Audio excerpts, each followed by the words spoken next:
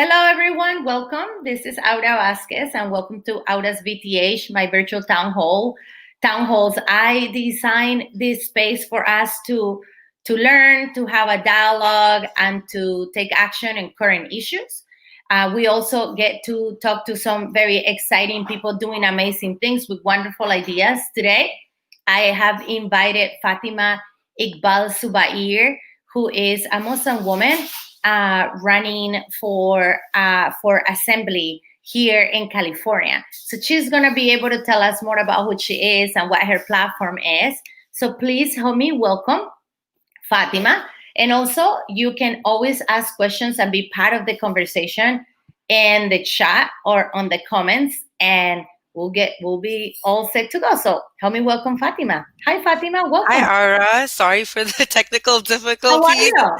I'm good. I'm doing good. How are you doing? Excellent. Good. We still don't have image for you on Instagram, but I mean I can see you, so that's all that matters. So how are Okay. you doing? Sorry about that. Yeah, I'm doing good. I just feel really bad that It's we were okay. having Let's technical let's difficulties. just keep going with our Okay. conversation because I know that you have tons of interesting things to say Okay. and to share. So Yes. let's just start with a little bit about who you are and how did you ended up in running for assembly. Yes, Aura. Yeah. So I'm pretty multicultural. I'm actually Sri Lankan by heritage. I was born in Dubai, and when I was 7, because of the Gulf War, my family immigrated to Canada. So I Hmm. actually lived like in the prairies. I lived in this place called Saskatchewan, which was the first place to actually gain Medicare for all in Canada. Then moved out to New Jersey when I was in high school. So I did high school and college out there. I've been in California since 2009. And what really impacted me to run for assembly was my time that I spent in Watts. It Hmm. was around the time where Bernie Sanders started running his first race. And, we don't hear a lot of things in the news, right? We hear certain things about communities like Watts, but we don't hear other things. And I just fully invested myself in that community. I saw a lot of the environmental issues that were happening, and just expanding my work outside. I really got to see the reason changes aren't happening is not because people aren't organizing. It's really because they're not being heard. Their voices are intentionally left out of these spaces of power. And that's how I ended up here, running for office. So, how did you ended up in California after living in Canada and after your family moved you there after the Gulf War? Yes, yes, yes. So I moved out here when I got married to my husband in 2009. So Uh-huh. that's why I ended up out here. I was always an athlete too. So I ran track and cross country in college, and I was sick of like the cold winters, and I want to go to a place where I can just be outdoors and, enjoy running, and just like I loved the weather in California. And so I was really open to moving out here. So that's how I Got ended up it. out here. The love of my life was out here. So, you Oh know, wow, that's yeah. pretty. So you moved here for love. That's awesome. That's awesome. So are you like do you come from a family that is a very political? Is that how you ended up having an interest in politics? That's a really good question, Aura. I actually don't know anyone in my family who's been really political, but I think what shaped me was living in countries with different governments. So Sri Lanka is actually known as the Democratic Socialist Republic of Sri Lanka, right? Mhm. And so that was my country of heritage. Dubai, what is essentially a dictatorship. Canada, as we know, has Medicare for all and it just treats immigrants and refugees better. And then moving to America, I really first saw like the race relations and all these issues that we were having that's actually very unique to our country. So I think it was more just going through different governments and understanding that we need a government that's just full of love and compassion. And we don't completely have that in America. We really don't, with the amount of issues we're seeing with homelessness and just with injustices and police brutality. And I really am running because I believe that we can create it. I've been inspired by many progressive campaigns such as yours, Bernie Sanders, right? All these progressives running with Okay, this. we're back. Right. So with this visionary message, and I really believe we have seen a taste of it when some of us get elected, right? And I really believe that if we have government filled up with people like us, that it would really be this government of compassion and love. So that's really why I'm running. I see. I see. So you have mentioned just in the brief time that we've been speaking a couple of times Medicare for all. Right. And right now with COVID-19 and a lot of people, I believe 250,000 people are unemployed in the county of Los Angeles. That's a huge city. That's a small town. That's a big town, Mm-hmm. actually. Mm-hmm. Is this one of the reasons why you wanted to run? Is this part of, I mean, and knowing that in California, most of us can get health insurance even when we don't have work, or, when we don't have the funds or money. Mm-hmm. So how important, or you keep mentioning Medicare for all, is this a specific reason why?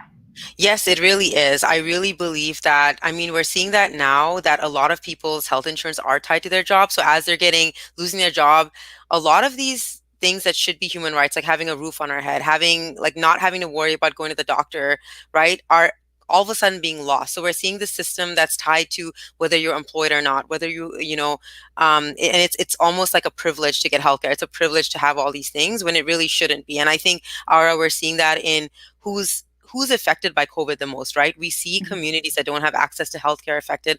We also see these communities that are living near, environmental hazards and neighborhood drilling, high rates of pollution being affected higher. So, yeah, I definitely think COVID is showing that healthcare should be a human right, and it would have made such a difference in even also in terms of, and I talk to nurses of like not having access to PPE and not having access to all these essentials. We are not taking care also of our nurses, right? And Right. that is part of this profit-based system. And I really think that if we have Medicare for all, we would be centered on the quality of patient care and taking care of the people actually giving the care instead of like the profits of the insurance companies and hospitals and private corporations. And would you take us to the audience, some folks that are watching, and also friends on Instagram? Can you tell us a little bit about where are you running? What is your district? The other day I was having a conversation with someone, and it was interesting that they didn't know what the assembly was. Right. They were not sure. Right. They were like, "What is that?" And just to level the play field, would you share a little bit about what are the duties of an assembly member, and take us through the journey of who your people are and what your assembly district is? Yeah, that's a really good question, Aura. And like, I want anyone watching like not to feel bad at all, because we're in a political system right now that actually wants you to know less, right? It Mm-hmm. benefits people when you don't understand government, because then the special interests can take over. So we're going to Well, start and with we that. don't teach government in schools. So Right. even if it's not a big conspiracy, just the bottom line is that we don't teach government Yes. in Yeah. our schools. So that's that. I agree with you. Yeah. So assembly is in California, we have 80 assembly districts. And so to simplify it, I always tell people it's similar to the congressional districts, right? We have Mm-hmm. congressional representatives, and that representative goes to the House, and they represent the district. So similarly, the California legislature is like Congress, but just for our state. And so the districts are a little bit smaller than a congressional district. There's 80 of them. I'm in District 64.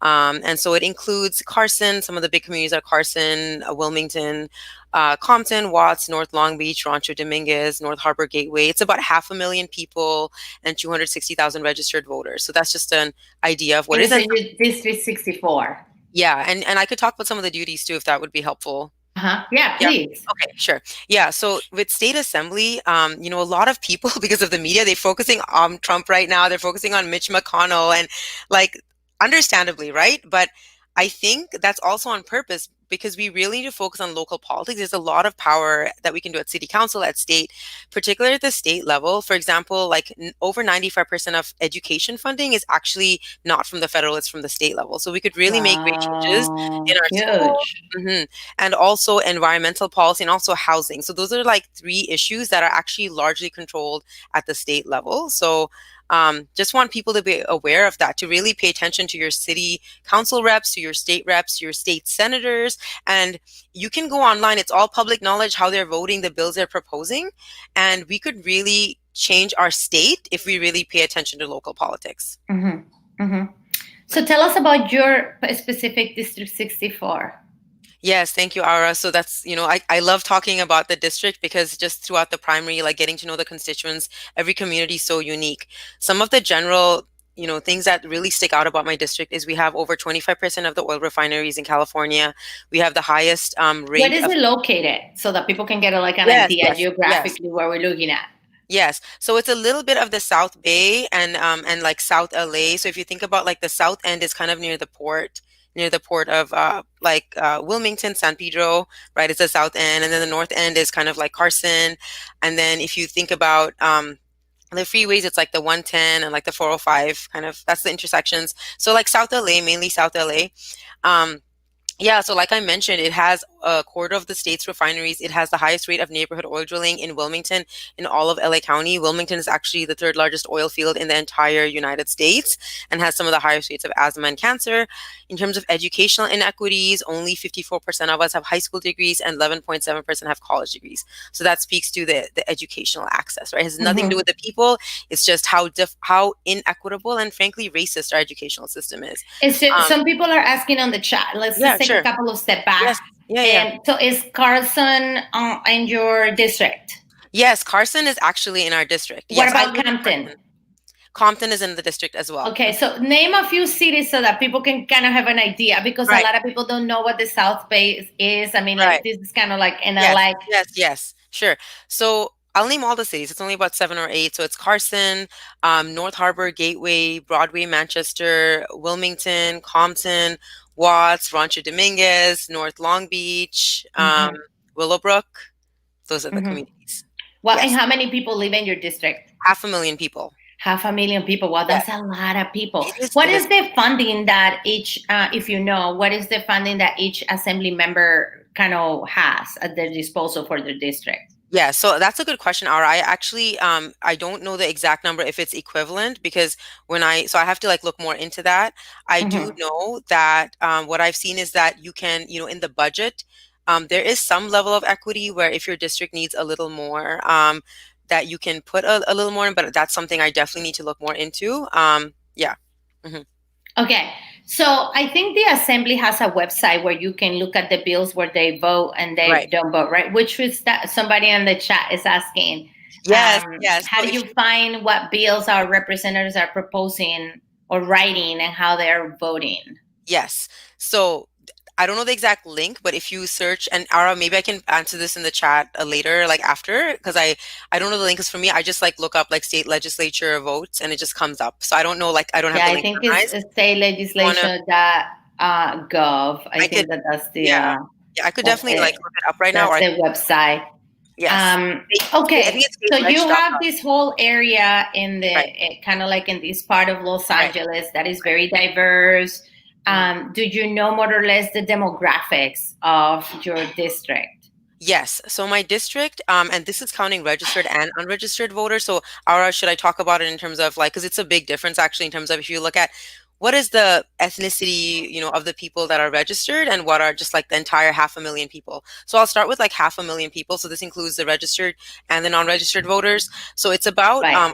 70% Latino, and it's about 20% Black, and about 8% Asian, and the rest is like white and other. So it's Mhm. 90% people of color. Now that is the makeup of the entire district. If you look at registered voters, actually, it's about evenly split amongst like about 40% Latino and like 40% Black. Yeah. Got it. And if you want more information about how your assembly member is voting or what are the bills, or you just want to know who your assembly member Yeah. is, I you could. can go to assembly.ca, which stands for California.gov. So that's the site that you can use. Yeah. Okay, so that's about your district. So it's pretty diverse. You told us about the level of poverty and such. Um, what is the source of how is the economy in the area? I know that you're been really trying to lean to talk about the refineries, so maybe this is a good time for you to talk about how is the economy in this Yes. particular area. Yes. I just want to plug in something else before I answer that question. I want everyone to be aware of something called a courage score. It's if you just type in courage score, I think it's a really great site because a lot of times these websites, they make it hard to work through the bill. So I just want to shout out the courage score, that they do a great job of actually assessing how every assembly member votes and every year give them a score. So I want to Amazing. hopefully have people look that up. But yes, so the economy, we are the fifth lowest median income. Um, And a lot of our workers are essential workers. So I've been talking to a lot of folks during COVID, and this is really important to talk about. We've had the city, the state, the federal government say they're giving small business support, but that support is really not going. When I talk to the business owners in my district, they're what I'm hearing is they're saying, we can't access the website. We call and no one answers. I actually haven't met one moms and pop shop that's like, oh, I was helped by this grant, and Yeah, so, me neither. In my right? area, there's no. I don't know the first small business that have said Yeah. that they have been benefited from the stimulus package. I know, and which is ridiculous. And so right now the economy, in my district, because I base it off of how working people are doing, right? And so right now they're really struggling. Our eviction rates are like 4 times that of LA County because we know people of color, particularly the Black community, has really high eviction rates. And so, yeah, the economy is not doing well in my district right now at all. There's a lot of also just want to talk about the intersectionality. I've met a lot of single moms, especially with the kids being home from school. That's Mm-hmm. really putting a strain on their work and looking for childcare because childcare is so expensive. And so I just Mm-hmm. want to say that these are intersectional issues where if you have a single mom with kids and she needs to go to work, who's going to take care of her kids? Who's going to help with the schoolwork? What if they don't have Wi-Fi? 40% of households in Watson Willowbrook in my district don't have Wi-Fi. So these are Wow. all like intersectional issues, and I think it really speaks to, I always talk about like systemic racism, and that's what we mean by the system part of it, is that wherever you look at it in these marginalized communities, they are like under the bar. They're not where some other communities are. And I Mm-hmm. really think it's designed that way.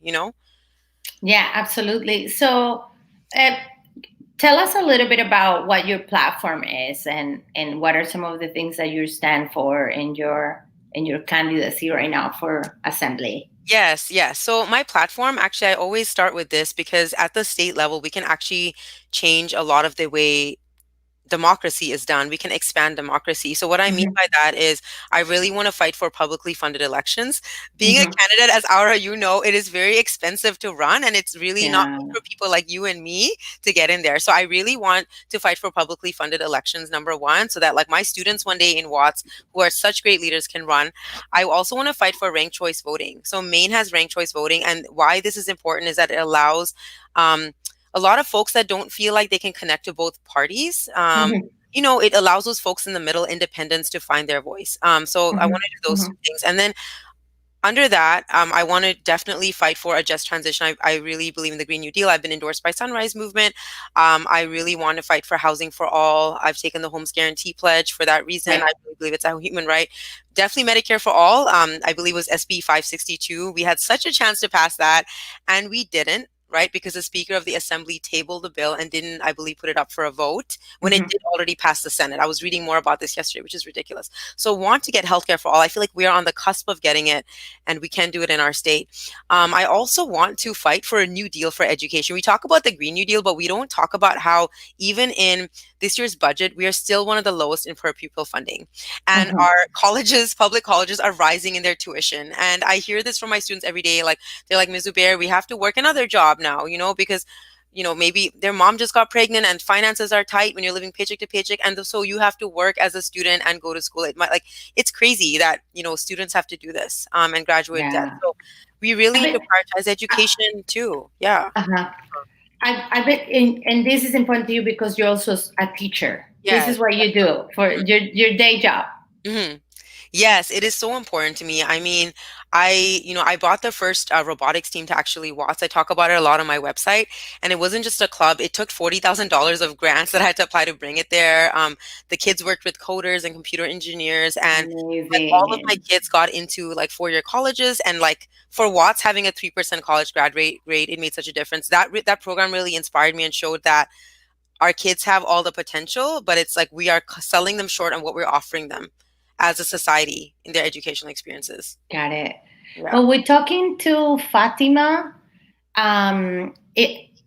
Iqbal-Zubair. Zubair.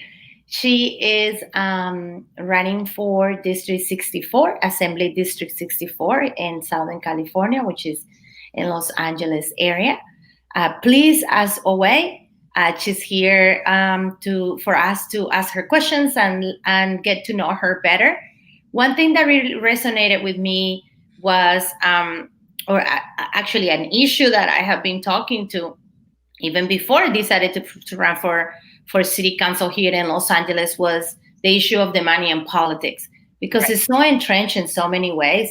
And Yeah. I'm grateful that you brought up the conversation about campaign finance and how hard it is for people to run for office. Number one, we see every day in a movement around getting more women elected, and it's wonderful. But Yes. we got to put our money where our mouth Mhm. when our mouth are, guys, because for a lot of women, it's extremely hard to run for office. Some of us are mothers, some of us are immigrants, some of us are not backed by the party. Some of us are more independent because we want to serve the people and not the special interest. So it makes it extremely difficult to run a good campaign and compete with incumbents or Yes. with folks that have been running for office or that are entrenched with the system, that at the end of the day, they just want to continue doing things the way they are and not per se change the way that things are. So I couldn't speak more strongly about having a campaign reform, and also really look at how the money comes back Mhm. to this idea of to the money in politics.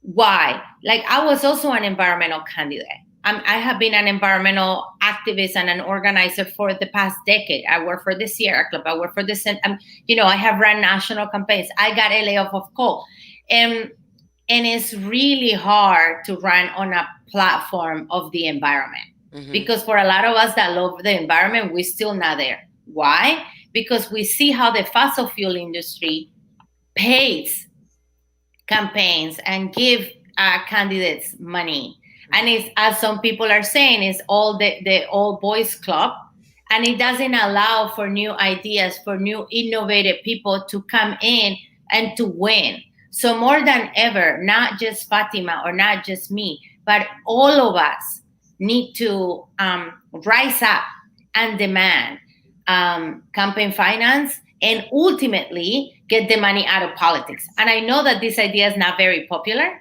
and I know that it hinders. It's a complicated issue, but the bottom line, guys, is that if we continue letting a special interest running the show, we're gonna continue getting the same things that been getting for a long time. So Mhm. please ask away, Fatima. Ask Fatima questions. We already talked about where she was running her district. So it's District 64, Assembly District 64. Mhm. So what are some of the other important issues? What are some of the policy issues that you want to work on as an assemblywoman when you get elected? Yeah. So I think I mentioned like most of the policy I want to work on, which is like really, like you said, changing the way, you know, change affecting who can get elected. I really want to make a government where someone who's been homeless can get elected, more immigrants can get elected. There's only Mhm. 3 immigrants right now at the state legislature. There's Wow. 2 K through 12 teachers. I actually be the first Muslim. So this is the one thing, You like, are the first Muslim woman running for assembly. well, I would be I don't know if I'm the first Muslim woman running, but if I win, I'd be the first Muslim woman elected to state assembly. And Wow. California actually has the highest amount of Muslims. So it just shows that, like you said it right, Ara, it is like a country club up there of like, just like, rich boys pretty much. It's really not painting the beautiful fabric of California. I think one thing I didn't mention in education is I really believe in, so my son actually has autism, Mm. and he was adopted, and so this is really important to me. Like the first 5 years of a child's life, I remember taking my son to ETK and LAUSD school, and some reason I found out he was the only kid with autism in the entire school, and it really surprised me because it is like 1 in 40, especially in boys. It's so common, and I found out from the Parents Association that in the public school, the parents were just, they were being told to, like, oh, your kids need to go to a special needs school. Right. And that's not right under the Disabilities Act we have in California. That shouldn't be happening. And so one thing I want to really fight for is like increased disability access and rights, especially for parents who don't speak English, um, you know, or have an other first language. Because I saw this in Watts with a lot of our Latino parents where they had the power. I don't feel like they felt like the power was in their hands. It was almost like, oh, if my student has special needs, it wasn't like, oh, I know what I can do. And a lot of it was like the language barrier. I know Churla is working a lot on this, with making sure materials are always translated. And we have some certain basic things we can do to just make sure that especially our parents in like our marginalized communities feel empowered to really back their children up, and so that the children feel like they can learn and grow. So just disability justice is so important to me with my son's experience and being a teacher working with a lot of special needs students as well. Yeah, and then I think also I think another issue is oh, I think our audio has been paused, but hopefully Aura can find her way back. Let's see. I think she's going to log out and log back in, but I'm going to keep talking here. Another issue that's really, really important to me is universal childcare and like high quality universal pre-K. So universal pre-K is really, really, really important to me because the first 5 years of a child's life is where their brain is really expanding, I believe 85%.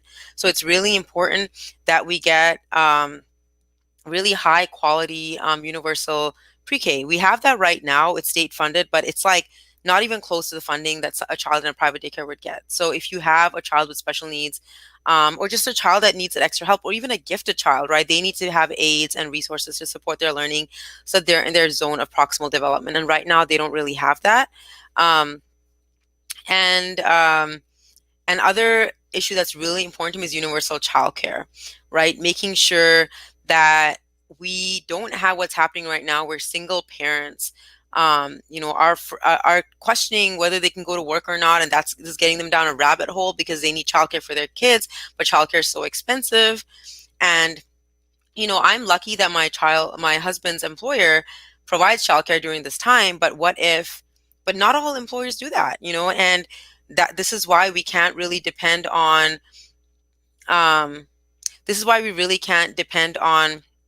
private, the private, I guess, enterprise of society, right, to really provide childcare. And it should be something that the government provides so that it's not at the whims of like what employers want to offer. So those are some of the things I really, really care about that I forgot to mention. Let's see, I think we lost Aura a little bit, but hopefully she will come back soon.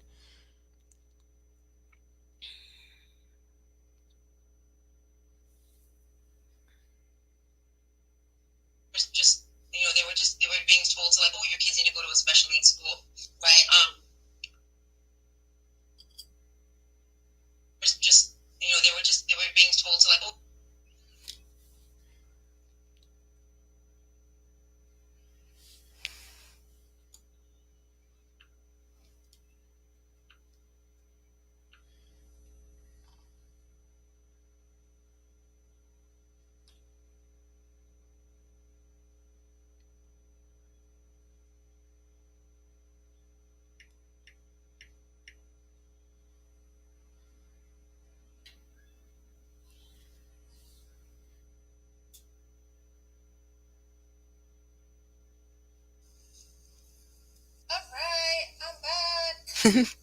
Hi, Aura. We missed you. We missed you, Aura. Yes. It's okay. It's normal. Technical issues.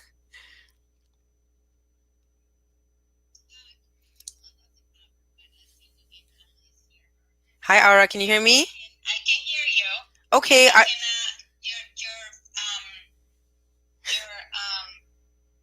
face is frozen, but that's fine. At least we can hear you. Okay. Okay, we're back. Yes. All right. Okay. Awesome. So I'm sorry we got kicked out, but you were talking about how your kid has a special need. Yes. Yes. Yeah. So I was talking. Let's continue with that combo. Sure. Yeah. So so I was, that really impacted me, the combination of my son having autism and the combination of also being a teacher working with a lot of low income families, and when they had students with special needs, like what were the resources at their disposal versus like a wealthy family, right? And it was just so different. So that has really been like a huge passion of mine. When my son started ETK at our local neighborhood school, I mean, the first thing, the teacher said was, oh, there's a special needs school down the road. And it really broke my heart because, we need to talk about an inclusive society where we have our kids that are able to, are able to be welcomed in all the spaces that any of us are welcomed in. And it was very tough for me going through that. And it really made me think about, look, I'm a privileged person with a college education, and it's already hard for me. Imagine a family who can't speak English. Imagine a family that just moved here. Imagine a family living paycheck to paycheck. What resources do they have at their disposal? And the truth is, like, they are struggling. And I saw that a lot teaching in Watts Hour. I saw that a lot.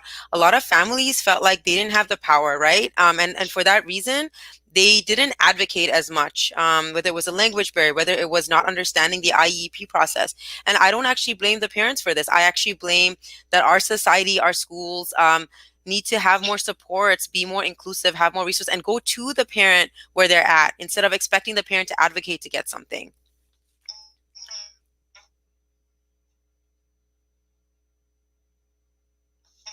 Mm-hmm. Some questions before we get to you is, how is that been affecting your candidacy? How do you integrating that in your candidacy right now? Yes. All right. I missed the first part of your question. Are you talking about like special needs? How am I integrating that? So how is this experience as a mother of a person that has a disability? How is this shaping the...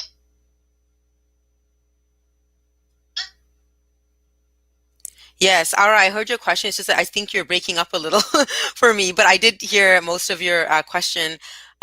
Yeah. So it is tough. When COVID hit, my son being on the spectrum, switching to virtual learning was very hard for him. Those of you that know anyone with autism or hearing about it, so it's like a sensory issue where they get sensory overload. And so just having to like sit there and like have all these faces around him and the teacher was very distracting. And we had to find ways, systems to make sure that he was still participating in his learning. Kids on the spectrum really need structure. So we had to like really be intentional about creating these structures, and like even in the summer having a routine for him when he does schoolwork, when he does this and that. And so that has, it was a struggle initially, but I think now we thankfully got together. I have a very supportive partner at home that's helping as well. But he is also though my source of like happiness at the end of like a stressful day. Like we just give each other a big hug, and he like all my... Can you hear me? Yes, I can hear you. Yes. Okay. Yes. I guess my question was more tailored about how is that experience been shaping your candidacy for office? Yes. How? Yeah. Yeah. So you mean how it's like affecting like my policy choices, or how it's affecting like running for office? Yeah. What is it?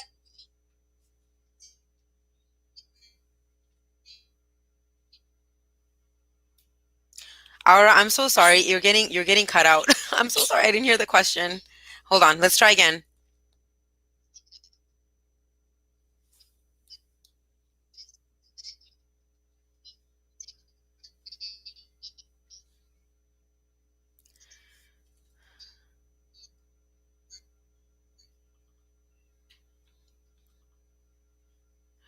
Okay. Oh, yes. Okay. Sounds good. Thank you.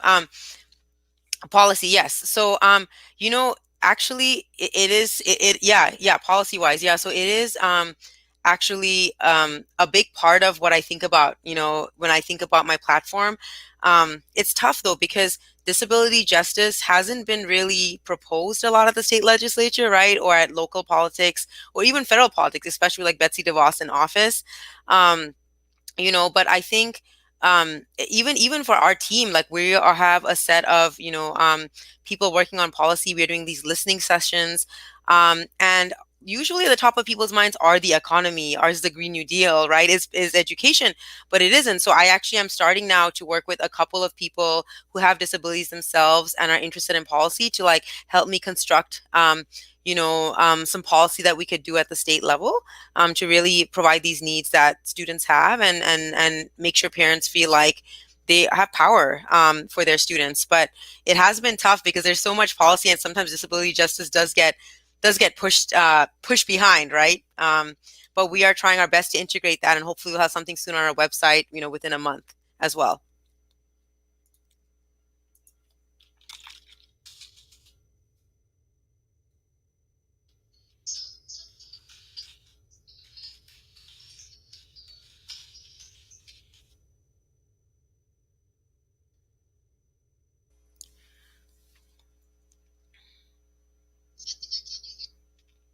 Yes, so I can oh shoot.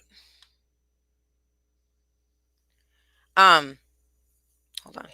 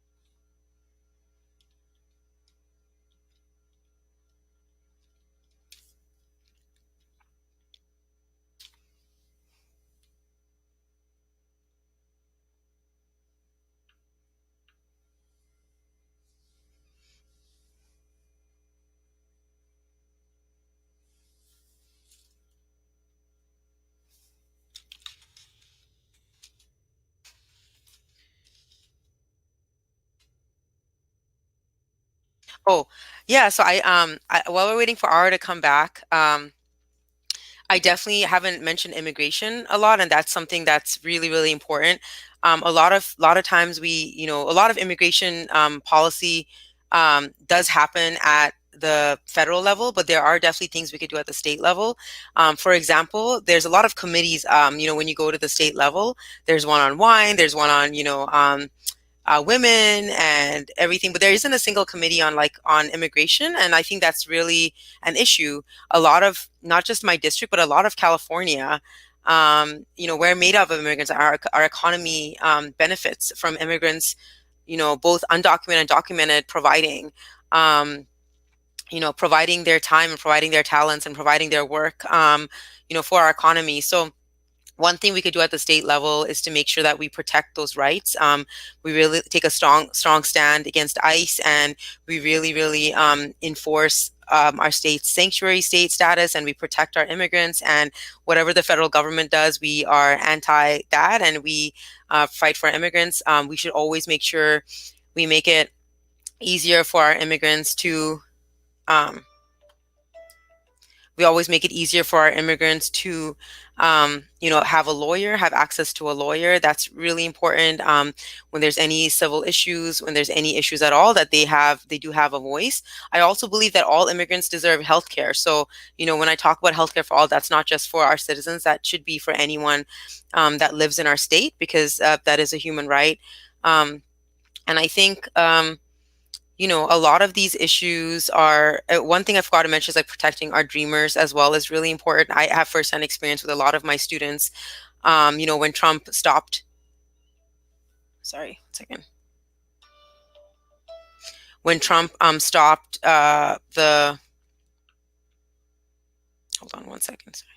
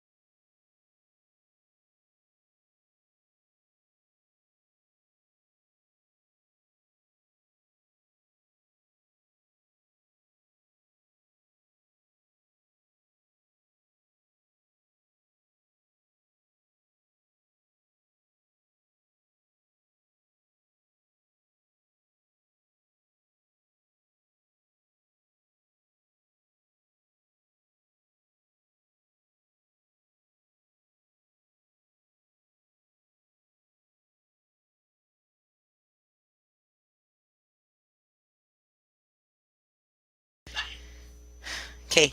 Hi everyone, I'm back. Um we're probably going to end. So we had a lot of technical issues, but it looks like we had a question on Facebook that says, if we wanted to share your message to our neighbors, what's the simple, succinct way to share what you stand for? That's a great question.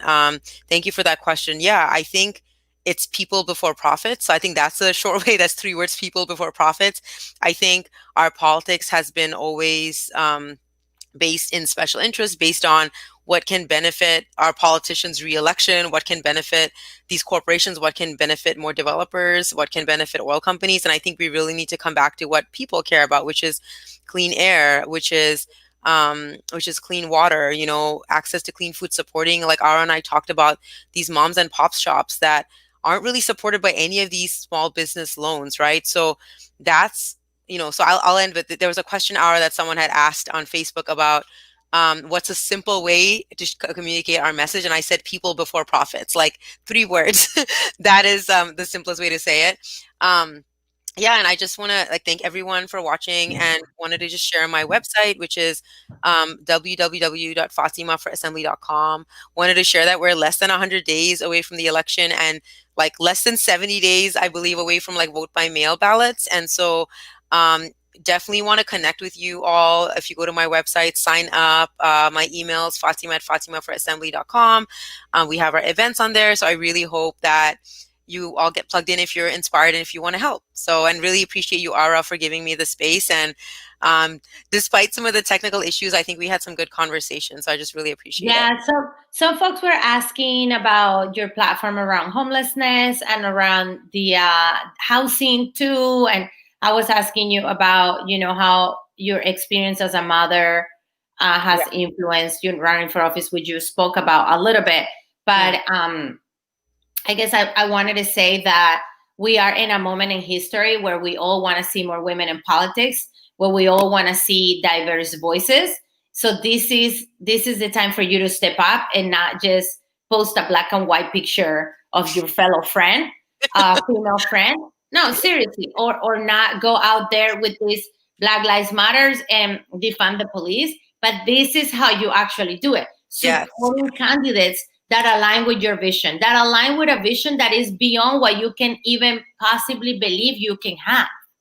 I think for a lot of people in our communities, they struggle because they don't think that what we stand for is even possible. Yeah. That we can never imagine the way that our society is. And we can. But in order to do that, we need new people. We need new ideas. And we need to completely abolish this machine, this political machine that works together with corporations, that is aligned much with the money and politics, and is not really serving everyday working class people. Yes. Ara, can I mention one thing about criminal justice? I didn't talk about it level, and I think people would want to hear about it. I can't believe I didn't mention it, but it's so important. So, we hear about the people's budget in the city council, but there's actually a decarceration budget we could talk about at the state level. We put so at the state level, where we can't really, it's not too much in terms of police funding, but there is money we put into prisons, incarceration, systems of punishment, right? These structures we create to imprison our Black and brown brothers and sisters, right? And so we really need to, I wanted to bring up the state budget and how we need to really shift funding away from these punitive practices and really work towards, a system of restorative justice, a system of eventually of abolition, where we can have just accountable systems of justice instead of prisons and more guns and more militarization. And, it breaks my heart that we have built more prisons in the past decade than schools, for example. That just shows where our priorities are. So I just want to mention the budget at the state level is really important. And we really have to look at funding healthcare, housing, schools, and really starting to defund these systems that are jailing and putting our brothers and sisters in jail in the state. And one thing I want to mention is we haven't abolished in California the death penalty, which is also really huge for criminal justice. And that's ridiculous.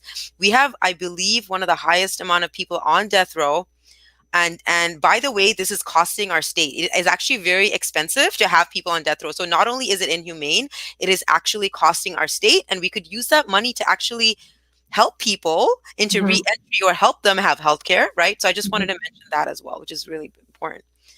Someone is asking that you covered a lot of ground, you have a lot of issues, but what's your top priority? What's your starting point? Somebody's asking. Yeah. That's a good question, Ara, because there's so many top priorities, and what is the starting point? I think the starting point has to be housing first, because I really believe And it's hard to pick a starting point because all these issues are like rights, human rights, and people should have them. But I really believe we have to get people off the streets Mhm. for, Mhm. because that is like a basic need. If you think of Maslow's hierarchy, right? You first need to feel safe and secure. Let's get a roof over people's heads, right? Let's make sure we stop any development that is not really there to house people, that's there to profit. Let's just make sure we Mhm. build public housing. Let's make sure we build, housing that's going to take care of services that are going to help get our homeless people and help them mental health services and put them into homes. So that would be my top priority, because that is the most basic need, I think, to have a roof over your head, so. Yeah, and at the state level, it's going to be really important, especially around affordable housing, because a lot of the state bills hinder local municipalities to enact and to bring about more affordable housing, to communities that need it here. And there's a big, I'm not going to get into it here, but Yeah. definitely at the state level, there's a big opportunity to do that. Well, good luck Mhm. on your elections. So elections are in November 3rd, but everyone Yes. gets a vote by mail ballot, which I believe is going to drop like the I end think of the. I already got something in the mail, so it's Oh, wow, coming. okay. Yeah. So there's going to be things coming like really early, in less than 70 days. So just keep your eyes on the mail for your sample ballot, read your descriptions about the candidates, because grassroots candidates like me may not be able to send out many mailers, but it's really important you read that ballot statement, right? That's free. Everyone gets it. And just do your due diligence, do your research. I'm available. Ask me questions anytime, And even if after. people want to find you on, like, what's your website so I can add it here in the comments for folks. Yes, thank you, Aura. So my website is www.fatima4assembly.com. So like the word for. My social So for media. Fatima number 4, Pardon me? Fatima and the number 4. No, so the website is actually www.fatimafor assembly. So not the number 4. Yeah, the word FOR, for. So fatima4assembly.com. And my social media, on Twitter, let me start with Facebook and Instagram. You could just search Fatima You for. can find all of those things on your website, correct? Yes, it's on my Yeah. website. Okay, Yeah. so we're gonna stick with Fatima for assembly. I put it on the chat. Thank you everyone for joining. Thank you, Fatima. Any last thoughts that you have before we go? Yeah, no, I just want to remind people, like, the way, like, my candidacy is unique is I didn't really want to bring in my opponent too much, but I should a little bit. So I, like, because it is a race, and I just want people to do their research. There's a reason I'm running against this opponent, based on his record. And I just want people to be aware of his poor environmental record, and he's the second biggest acceptor of corporate money, and I'm providing a stark contrast to that. Secondly, like, this is a historic election because I would be the first Muslim ever elected to the state legislature, also the first Sri Lankan elected. I'm also Sri Lankan by heritage. And so, yeah, I just think it's really important that, that we get voices that are representing you up there. And I hope people believe, like, I know it's hard to believe, but I just hope people believe that it is possible to, like, drastically change and structurally change our society to really make it work. Fatima, we'll speak to you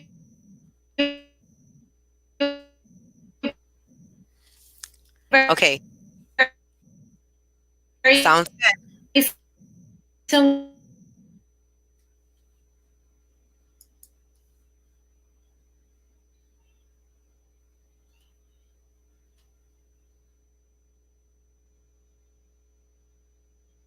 I think we lost Aura again.